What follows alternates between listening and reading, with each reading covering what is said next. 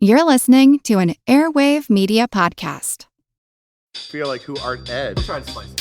Who art is Mr. Wood art Ed me? Good. Either way, it's ambiguous. It works on so many levels. I know. That's off to a great start.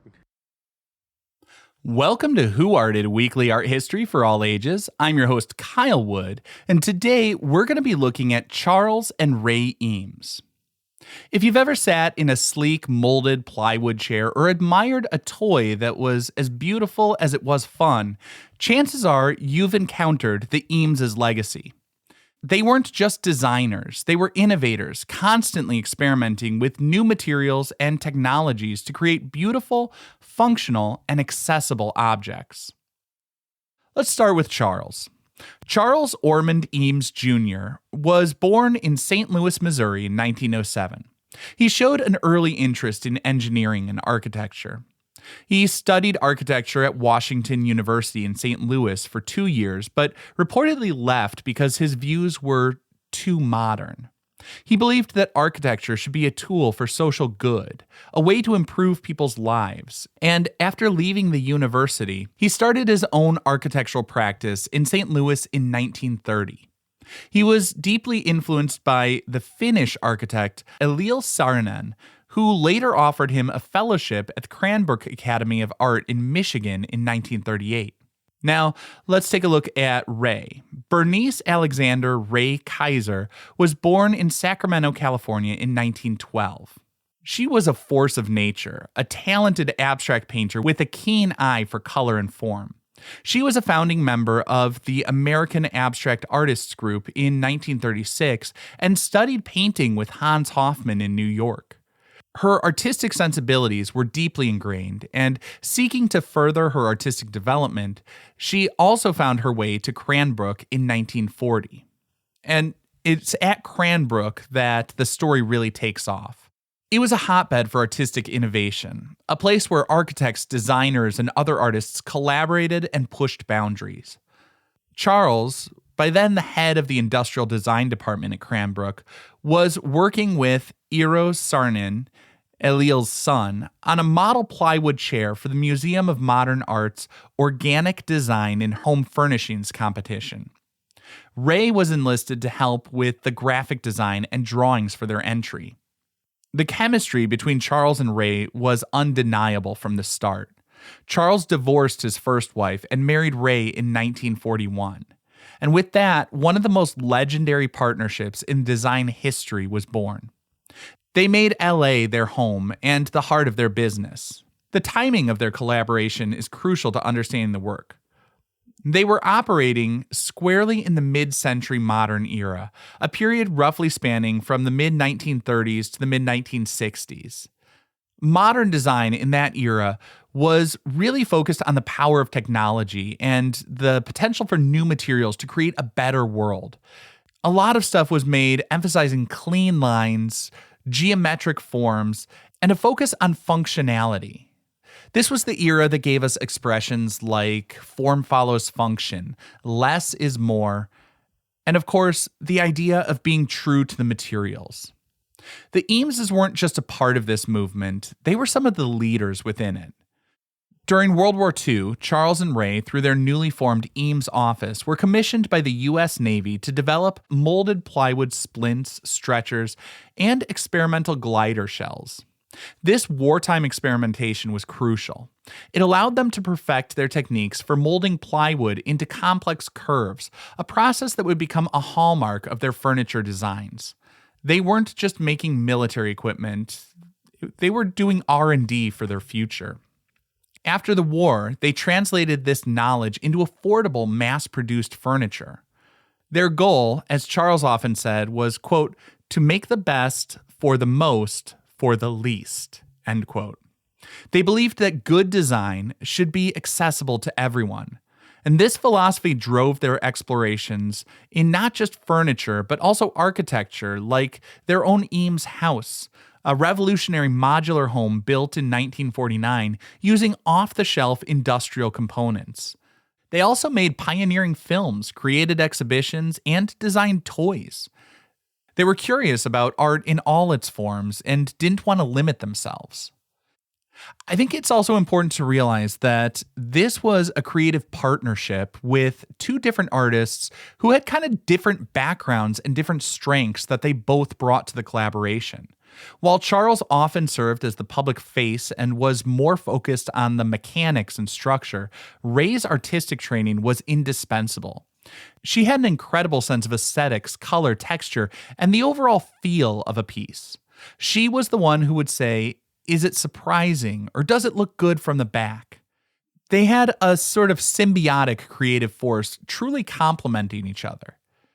And the Eames office seemed to reflect this adventurous, creative balancing act. It was described as vibrant, playful, and an experimental environment. Now, I want to take a closer look at one of their most iconic furniture designs, the classic Eames lounge chair and ottoman. By the mid-1950s, Charles and Ray had already achieved significant success with their molded plywood and fiberglass chairs. But Charles had a specific vision. He wanted to create a chair that had the, quote, warm, receptive look of a well-used first baseman's mitt, end quote. The chair was intended to be a high-end luxury item, and this was a departure from their earlier mass-market, low-cost furniture. But it was still made of molded plywood, just with their commitment to quality and thoughtful design. Development took several years of experimentation. They wanted it to be the epitome of comfort and elegance. The Eames lounge chair and ottoman was first introduced to the world in 1956 on Arlene Francis's Home Show, which was part of NBC's Today Show programming at the time. Kind of amazing to just think like a piece of furniture making its debut on national television. You've probably seen it in various places. Like as a kid, I first became enamored with the chair as it was used as a set piece on the television show Frasier. But if you're not familiar, you can look at the image for the episode art or just picture this. 3 curved plywood shells. Originally, these shells were made of Brazilian rosewood veneer. Although due to environmental concerns, current production uses Santos palisander and other sustainable woods. But each shell is upholstered with plush, individually tufted leather cushions, usually in black, although some other colors are available. The chair swivels on a cast aluminum base with 5 legs, and the ottoman has a similar 4-leg base. But it's not just about those basic elements. It's about the way the armrests curve upwards, inviting you in, the slight angle of the seat and the back perfectly calibrated for relaxation. The cushions are attached to the shells with a clever system of hidden clips and rings, allowing for some movement and flexibility.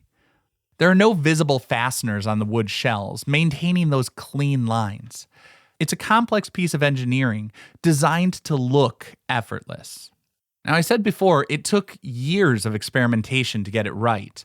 Unlike their earlier single-shell plywood chairs, the lounge chair shells are made of thin layers of plywood with a veneer finish molded into their distinctive shapes. The cushions are filled with urethane foam, providing that sink-in comfort. The base and back braces are die-cast aluminum, strong yet relatively lightweight. Every element was meticulously considered and refined. The lounge chair cemented Charles and Ray's status as premier designers on the international stage. It was an instant classic and became a symbol of luxury, taste, and modern design. It won numerous awards and was acquired by museums around the world, including the Museum of Modern Art in New York, which had championed their work from early on. And while they continued to innovate in many areas, the lounge chair became their most recognizable piece of furniture, almost a brand identity in and of itself. It's influenced countless other designers to explore new forms and material combinations. You see its DNA in lounge chairs that came after that attempt to balance sculptural forms with ergonomic comfort. And I think it's interesting how this particular piece of furniture could become so big and influential beyond that small world of museums, gallery collectors, and the upscale luxury market it was intended for. It's appeared in film and TV shows, advertisements, and high-end interiors as a sort of visual shorthand for sophistication and good taste. Even today, nearly 70 years after its debut, the Eames lounge chair and ottoman is still in production by Herman Miller in the United States and Vitra internationally. It remains a coveted piece by millions around the world, me included. I mean, my dream would be to have an Eames lounge chair and ottoman.